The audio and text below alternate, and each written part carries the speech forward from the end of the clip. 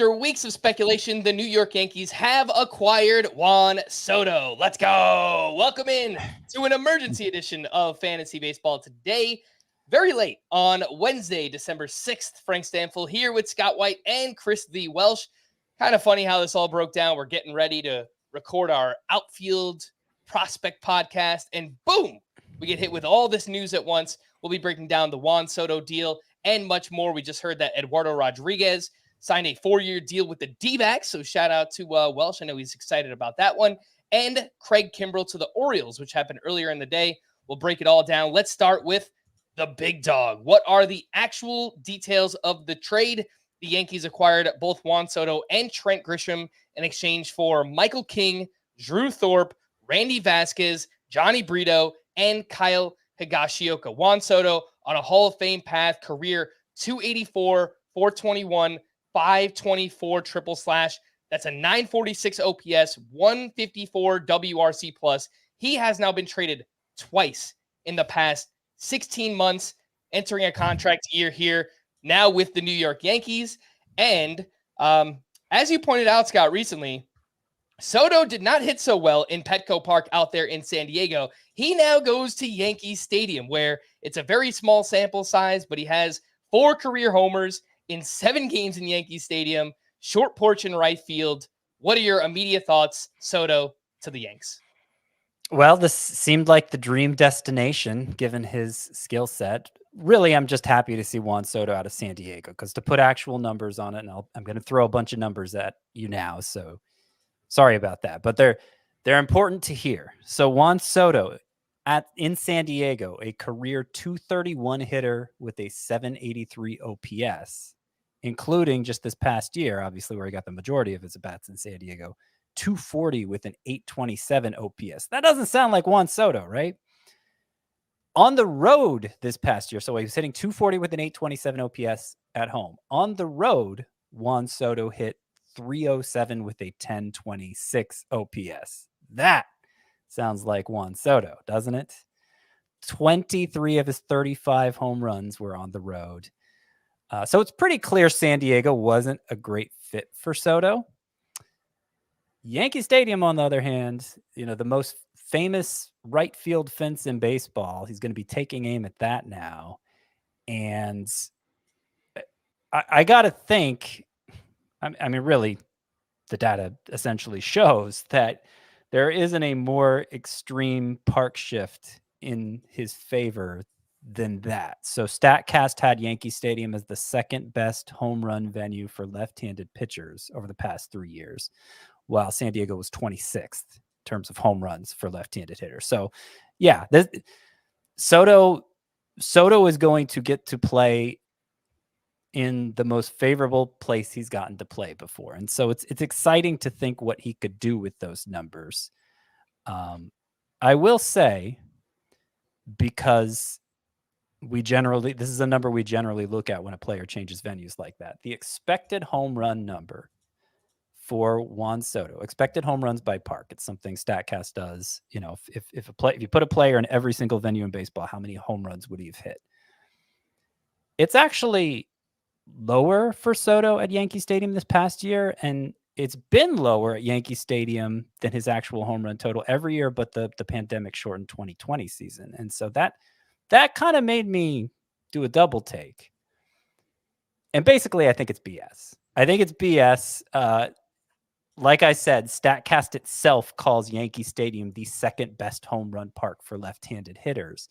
And yet, I took some time to look up some left-handed power hitters, and almost all of them, their expected home run total at Yankee Stadium was less than the home run total they actually delivered. So I'm just ignoring that. You do a park overlay of Juan Soto's spray chart at Yankee Stadium, it looks like he's hitting a bunch of more home runs. A lot of his outs are turning into home runs. I'm not going to go so far as to say he's a 50 homer guy. Juan Soto does put the ball on the ground a lot. But could he get to 40? He just hit a career high 35 playing in San Diego, where he didn't hit that well. Could he get to 40? I think that's certainly within the realm of possibility. And more than anything else, I think Juan Soto, you can pencil him in for a 300 batting average again, because San Diego was just killing him as far as that goes. So, bottom line, Juan Soto, I thought, was definitively a second round pick in San Diego. Now, you got to think about him in round one. It gets pretty murky after the big base stealers go in 5x5 leagues, but Juan Soto versus Yordan Alvarez versus Aaron Judge versus Corey Seager, Matt Olson, Jose Ramirez. If you're valuing both durability and position scarcity over anything else, he might just move to the top of that group, which would put him as a late first rounder for me. Yeah, and Juan Soto was already part of that, I guess, first, second round glob, a mini glob, we might call it, with all those names that you just mentioned, Scott. And again, he might move to the top of that group now. And as much as we cite StatCast and expected home runs, and we use it for so much, I completely agree with you. Like, just cite up the Ron Burgundy gif. I don't believe you, because the expected home runs by ballpark, I'm just not buying that. You mentioned the park change, going from the 26th best ballpark in Petco for left-handed power to the number 2 ballpark in Yankee Stadium. I do think that we could see a career year in terms of power here for Juan Soto entering a contract year. Sounds like he's looking for something in excess of $450, $500 million next offseason. So you betcha he's going to be going for it, and he should have a monster year here in Yankee Stadium. Now coupled with Aaron Judge. I mean, what a lineup that should be up there at the top. Welsh, let's get your thoughts here on Juan Soto as well. Scott just talked about the ADP for Soto. Early ADP, 14.7. He's going just behind Judge, just behind Jose Ramirez. But I think you could make that case that he pushes up ahead of some of those names, and now he's kind of getting into the territory of a Freddie Freeman, a Trey Turner in like the mid to late first round range. What do you think about Juan Soto? Yeah, I agree. My mock draft looking a little bit better there, Scotty, after getting Trey Turner and not so Juan Soto in the second round in that last mock that I had. Yeah, I completely agree with you guys too. I think it's interesting, the expected home run total being lower.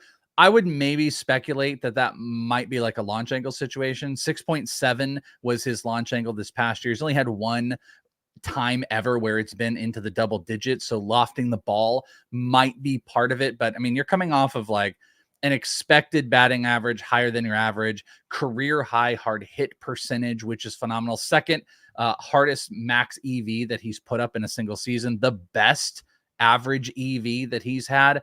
He pulled the ball the second most he's done in his career, and he's had the second least soft hit percentage, according to Fangraphs, of baseball. So the guy is hitting the ball crazy hard in a ballpark that works in his favor. Maybe it's going to take just a tiny bit from a StatCast perspective. Maybe it's just about getting the ball in the air a tiny bit more in that right field.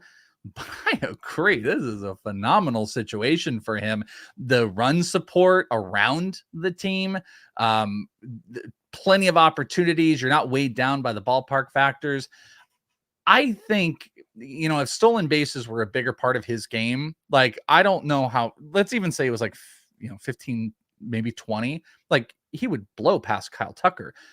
There's a part of me, as I've been doing a lot of my offseason research, that like, I've been having this debate between like Corey Seager and Trey Turner. And obviously like Trey Turner provides these like really great elite-ish stolen bases. They're not so elite anymore with how high they're going. But like with what Corey Seager does as a hitter and giving you like 3 to 4 elite categories, that might just be worth going around some middling categories in a couple other spots because we think this is a great hitter with stolen bases. And I'm saying this to all say there might be a case that you look at a guy like Juan Soto, who's supporting hard hit metrics, like they blow up at you in a ballpark that's friendly, and you go and compare him against a guy like Kyle Tucker, who we all love, by the way, and is in a good spot. But Kyle Tucker versus them, I think the biggest thing you would say is like, well, Kyle Tucker gets those stolen bases. Maybe it doesn't matter. Maybe Juan Soto is going to hit a whole nother realm of production in a contract year in a great ballpark. And now you're going to get 4 elite categories from him in this new environment. I don't know, man. I do think it pushes him into the first round. I don't even think that's a question anymore. It's going to be about how excited do we all get with this new hitting environment. But there's so much that supports, taking that risk if you would like to. It's something I've been debating all day. Where do I want to slot Juan Soto now? Because, before this, you could hold the batting average against him. his profile depended too much on him being a 300 plus hitter, and he hadn't done it back-to-back years, and playing in San Diego seemed like a big reason why. So you could hold that against him. You could put him at the back end of possible first-round hitters. The real problem here is that there are, in my mind, 17 first-round caliber hitters, and that's before you even get to Spencer Strider and Garrett Cole factoring into that mix to make for 19 potential first-round players. And so you're going to have to disfavor somebody who you think is really, really good. And so what are you going to choose to disfavor? And I could see disfavoring Juan Soto because the kind of production we're talking about compared to what he's done the last 2 years is theoretical. He's been a fantasy monster before, but he's never hit 40 home runs before, like we're talking about now. And it's been a couple years since he hit 300. So that's theoretical. And maybe you're going to disfavor him because of that. I think that's fair.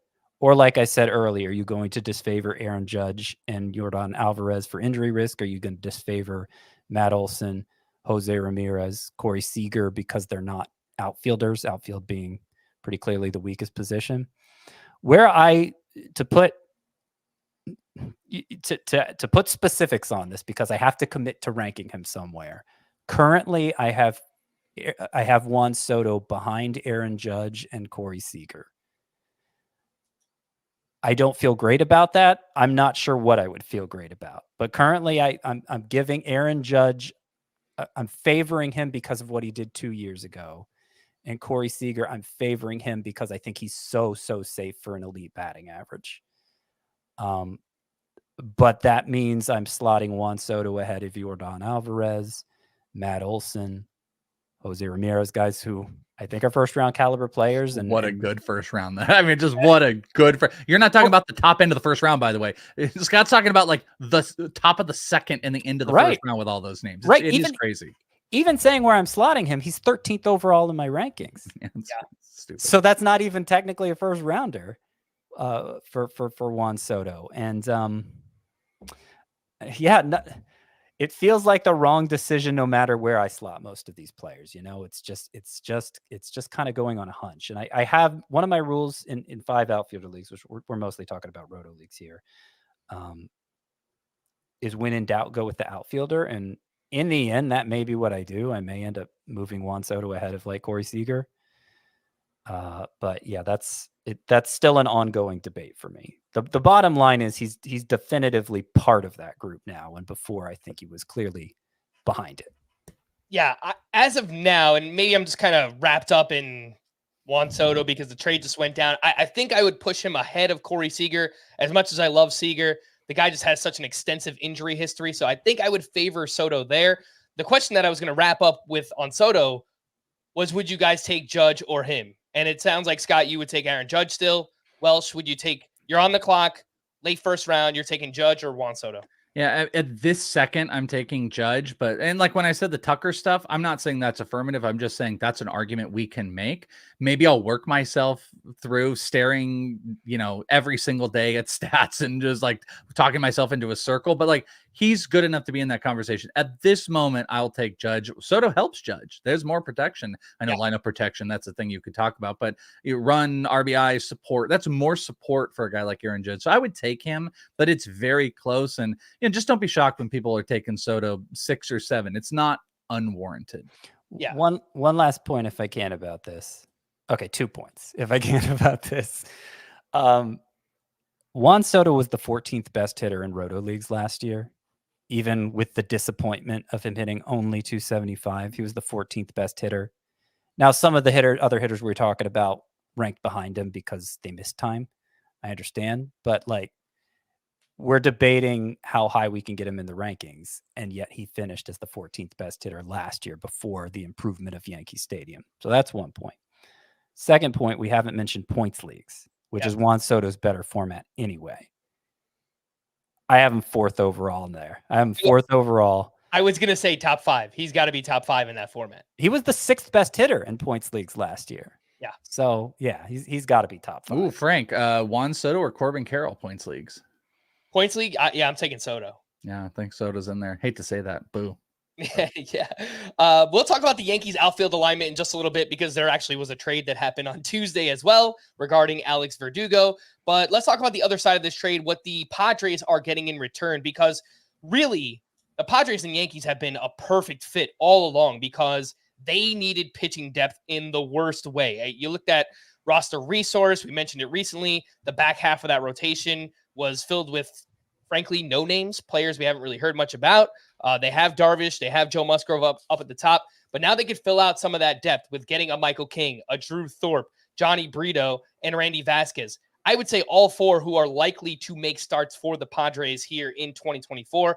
Let's start with Michael King, who has bounced back and forth as a reliever and a starter, but of course we remember how he finished the season, and that was as a starter. His final 8 starts, a 1.88 ERA, a 110 whip, 48 strikeouts over 38 and a third innings. That included a 13 strikeout performance against the Toronto Blue Jays on September 20th. I looked into the arsenal, mid-90s fastball for Michael King. He's got that amazing sweeper. And prior to being moved from Yankee Stadium, I wanted to see if he can get left-handed batters out because I was worried about home runs in Yankee Stadium. He has a changeup, which is devastating against lefties. So I love the pitcher. Scott, it just comes down to how many innings are we going to get from Michael King because we haven't really seen him do that over the course of a full season yet. The early ADP is 152.5, and it is a positive park shift going from Yankee Stadium to San Diego. Yeah, it is. I don't know that is the biggest concern. The biggest concern is the one you've raised, which is durability. Well, durability and okay, he's made 8 starts. Only 2 of them were 6 innings or more. He dominated in that 8-start stretch, did Michael King. Let me see if I can pull up the actual numbers here. They're in my article. Just got to find them. Okay, so in those 8 starts, Michael King had a 188 ERA, a 110 whip, 11.3 K per 9. Really impressive stuff. And what was impressive even beyond that is that his velocity held steady. Even as he did stretch out to 6 and 7 innings eventually, he maintained his velocity that he had in relief, which you rarely see when a pitcher makes that shift from the bullpen to the starting rotation. Has that 4-pitch arsenal that should play well in an extended role. So I think Michael King as a starter makes a lot of sense, and obviously we saw him have immediate success with that. Will it translate over a full season? It's a big question. And again, the bigger one is even will he hold up? Because what's looking at his health history, the big red flag for Michael King is in 2022, he suffered a stress fracture in his elbow.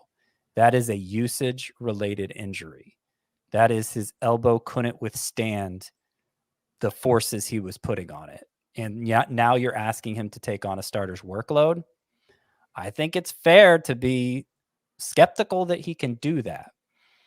Now, I have him as a top 40 starting pitcher in fantasy because I am intentionally emphasizing skills over everything else as starting pitcher, and specifically strikeout potential over anything else. So I'm ranking Michael King inside my top 40 with that asterisk that I'm ranking somewhat unconventionally.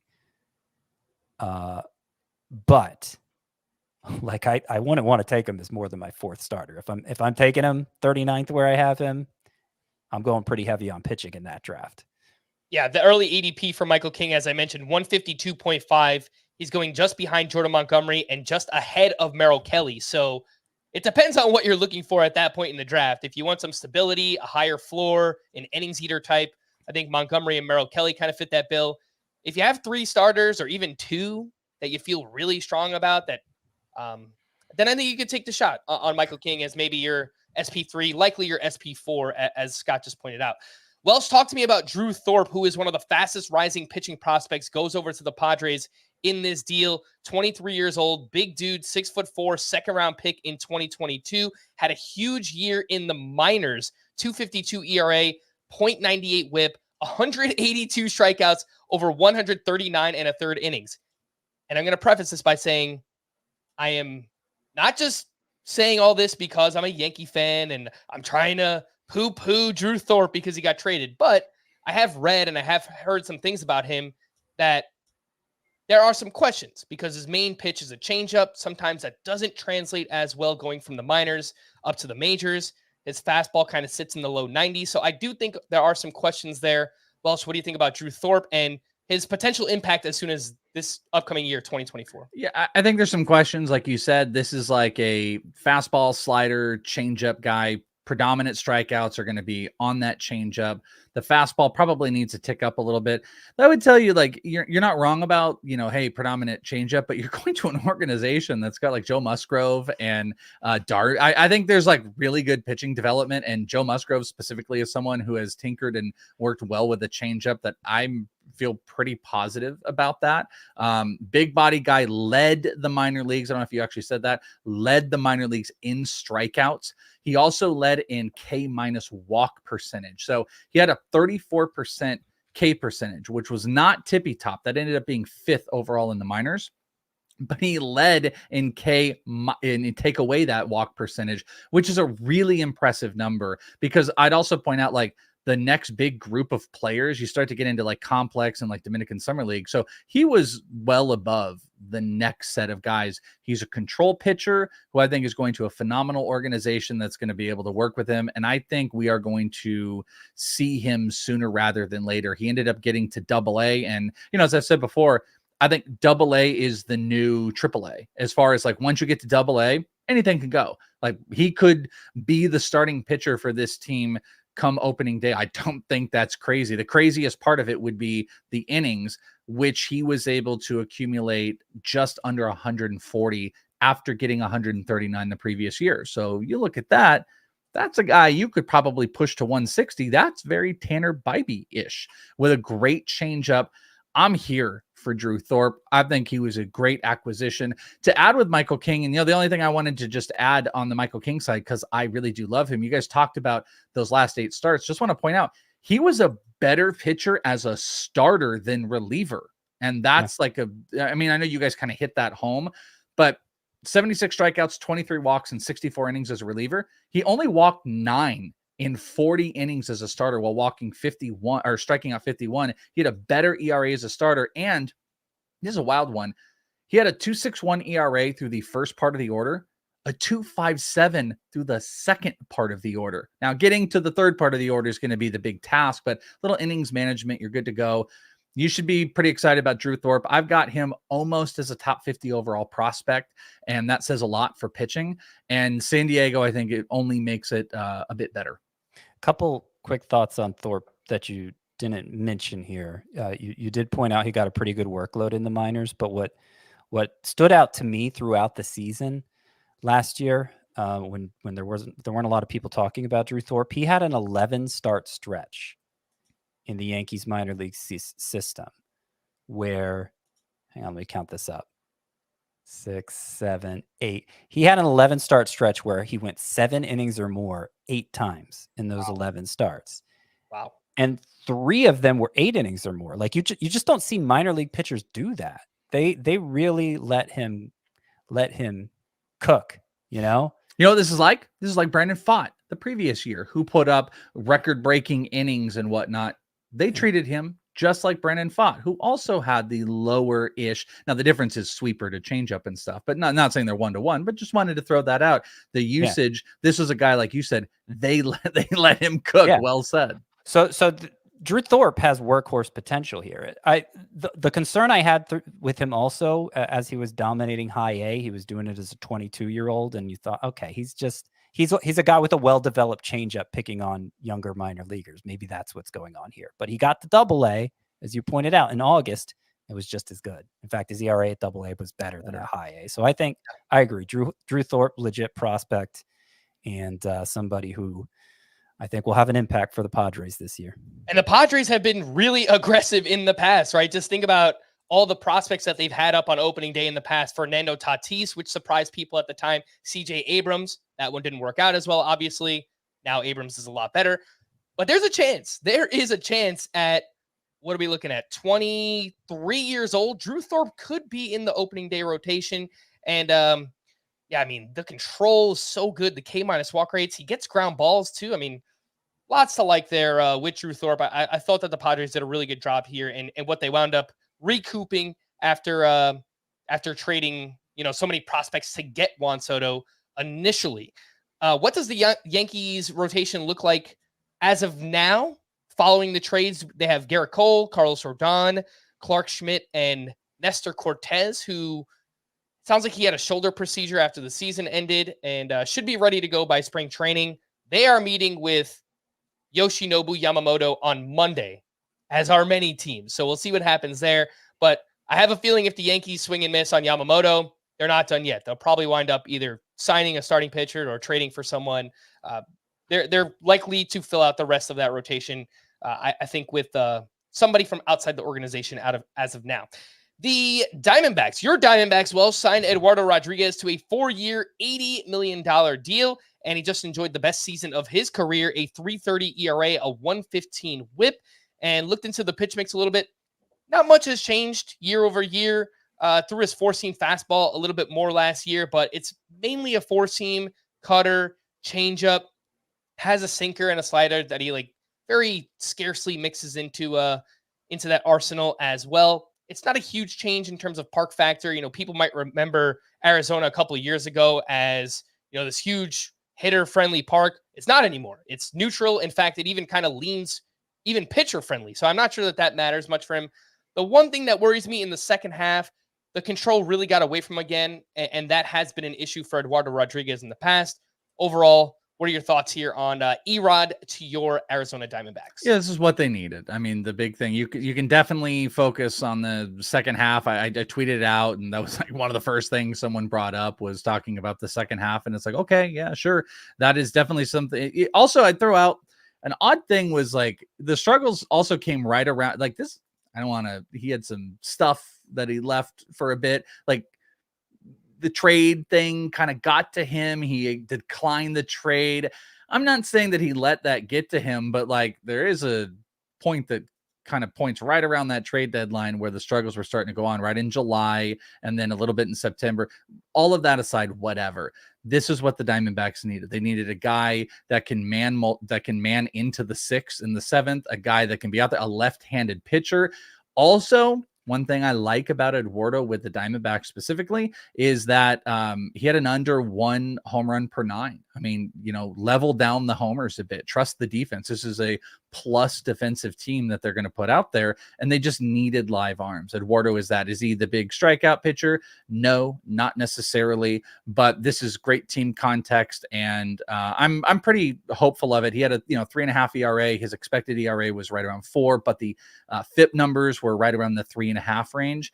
To get a left-handed mid-rotation starter, it's tough to do. They paid up for a bit, but this is where they had to go. And sure would have helped them if they had made this trade at the trade deadline and got him in that World Series run. But this is a good move, and I think it's worthy of bumping up that ADP, which I believe is just inside the top 200. Very good team. We have to wrap our heads around that. Very good team context for the Diamondbacks, defensive support and offensive support. Yeah, you look at the top 4 in their rotation now. It's very formidable. Zach Gallen, Merrill Kelly, Erod, and Brandon Pfaadt. We'll see what they wind up doing with that 5th rotation spot. Maybe they solve it from within. They look to make another trade or sign somebody. We'll see what happens. Scott, Welsh mentioned the early ADP for Erod. It's at 194 since November 1st. He's going just after names like Hunter Brown, Braxton Garrett. Does that range sound right for Erod? Are you excited to try and draft him? What do you think? I like him quite a bit more than Braxton Garrett. You hate but Braxton Garrett. He was good last year. I like him. Yeah. Yeah.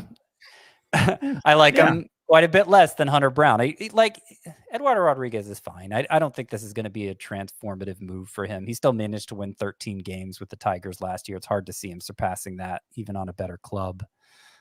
He did kind of fake us out thinking maybe he had reached a new gear early on with the Tigers before that finger pulley injury. He's throwing his cutter more, throwing the ball a little harder, but status quo in the second half. And I think he'll be a fine innings eater to fill out the back of your fantasy rotation. Not better than a streamer level pitcher in fantasy, but not by much. I have him just inside my top 60.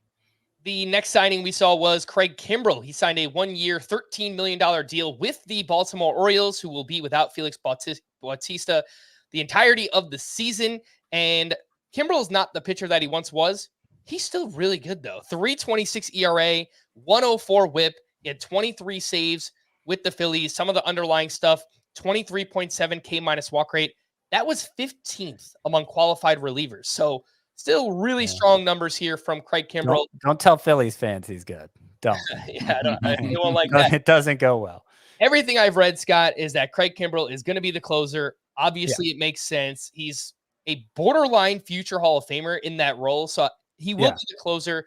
No, the GM said he is. That he was signed to close. The early ADP before this was 216.6. I think there was maybe some indecision, not knowing what's going to happen. My guess is I think he moves up about 100 spots, which might sound crazy, but like the names going around pick 120, 125, Tanner Scott, Kenley Jansen, Clay Holmes, Adbert Alzolay. I was just about to say Kenley Jansen. That was the one I just sat on, and I was like, ooh, I think that's probably the debate. I think I'm ahead of all those guys. Kimbrel should be, either in that group or ahead of that group. So I think what you have to remember with this early ADP for these NFBC leagues, they're actual leagues. And so people can't afford to speculate on closer roles as much. So if a free agent's out there, I imagine maybe even Josh Hader's going, maybe not. Maybe I shouldn't say that because he'll obviously be a closer. But if there's anybody out there who we think is going to be a closer, if they haven't signed to be a closer yet, they're just going to get buried in ADP. And so that's what happened to Kimbrel. I thought it was always likely he would sign to close somewhere. And so I had him much higher in my rankings, and I took him in our first mock draft. Pitching for an obvious playoff contender will have a lot of save chances. Could approach 100 strikeouts, which not every closer does. He could just like implode. He's been pretty unreliable in terms of run prevention from year to year because he loses command and it can get pretty ugly, as Phillies fans will tell you in the NLCS this past year. But the skills are still there for Kimbrel to be a really high-end reliever if he can keep things under control. So, I think he deserves to be one of the top 15 relievers taken, since we do have this assurance that he was signed to close, and that's where I plan to take him. I'm going to throw this out, and this might be a little dramatic here, but like I look at this move and I go, how can you tell me that the Orioles aren't going to find a spot to go and be aggressive? Like, take your trade assets, and you haven't done anything in the pitching market. There's not a lot that's available that you can do. You should be aggressive. When Dylan Cease is available, when Corbin Burns is being floated out there, you go and invest like this. When you have Yennier Cano, you invest in the closer. Why? Is it just to protect your middling pitchers outside of Bradish? It's got to be making that run with this young controllable stuff, and you have got to make a move. I would be shocked if this is not the precursor to them making an impactful trade. And I think it's a trade. There's nothing left in the free agent market for them to compete with. They should be competing for Burns or Cease or Glasnow or someone that we don't know about right now. Yeah, Glasnow might be a little bit of tough within the division, but Dylan Cease, we actually had some reports earlier that the White Sox are kind of pulling him back in a little bit. They want to wait to see which teams miss out on like a Blake Snell or a Yamamoto, and then hopefully they could drive up the price of a Dylan Cease in a trade. So, you know who would just look great in an Orioles uniform? Shane Bieber. I feel like Shane Bieber to Baltimore is something that could very easily happen. And I think he's on the trade block as well. Great points by you. I think there's a really good chance that the Orioles do go out and make a trade for a starting pitcher.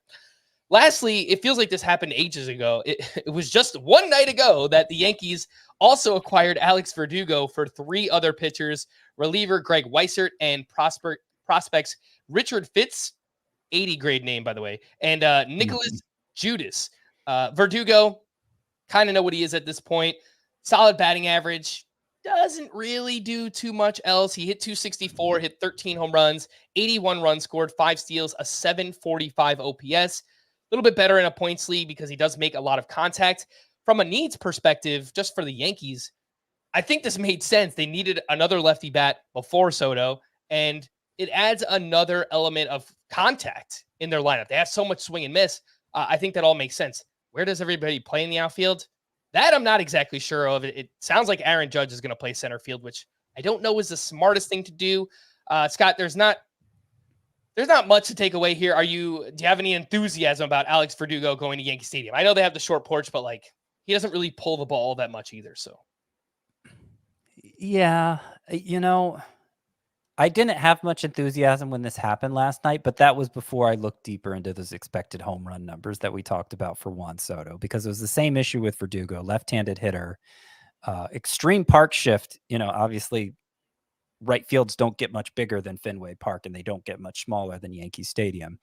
And yet his expected home runs, Verdugo's, were less in Yankee Stadium than he actually hit last year. And maybe his it's really more of an up the middle approach. He hits the ball to center field a lot, so he doesn't pull the ball a lot. And maybe that's part of it, but maybe part of it's just that the data's messed up. Like something's going on with that expected home run formula that is making Yankee Stadium appear to be worse than it actually is. We've already said second best home run park for left-handed hitters, also according to StatCast. So it doesn't make sense that so many left-handed hitters are showing up with low expected home run totals there. In which case, okay, maybe Yankee Stadium will benefit Verdugo more than I thought. If you do the park overlay thing for him, for his spray charts, it also looks like he hits more home runs at Yankee Stadium.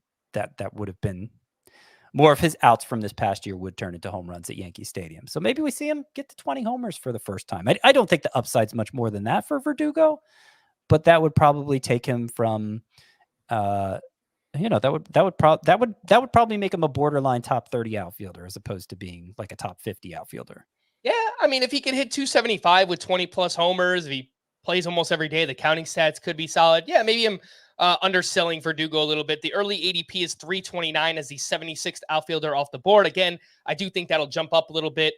There's a Yankees tax you have to pay for players, and I think some people will get excited about the idea of Verdugo in Yankee Stadium as well. So my guess is he probably climbs up about, 50 spots or something. He'll climb inside the top 300 ADP when it's all said and done for Alex Verdugo. The other side of this, the Red Sox side, is that it opens up playing time for their prospects, which I think we should be very excited about. So, and we heard as much on Wednesday from their new chief of baseball operations, Craig Breslow. Sounds like Wilyer Abreu and Ceddanne Rafaela are both going to get a lot of playing time here in 2024. Haven't even mentioned Jarren Duran yet, who has power and speed himself. Obviously, I think Yoshida is going to be kind of pushed into that DH role, but Welsh, talk to me about those two. Rafaela, I know he's got some power and speed, great defender, so he should be in the lineup almost every day.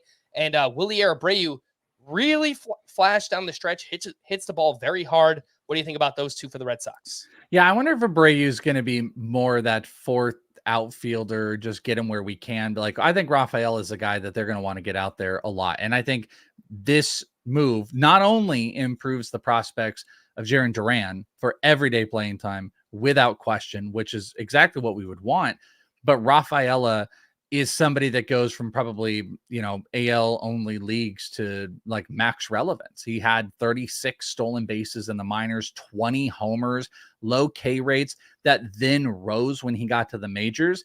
But I think you're going to see a pretty steep decline. I think this can come back down because he had really had a 25% K rate was the highest he had. And that was at like low A. He had been running the 19 to 20% spot. So I think he can score some runs. I think this is a phenomenal spot. I think he's going to probably run crazy. Would not be shocked if this is a 15-30 season.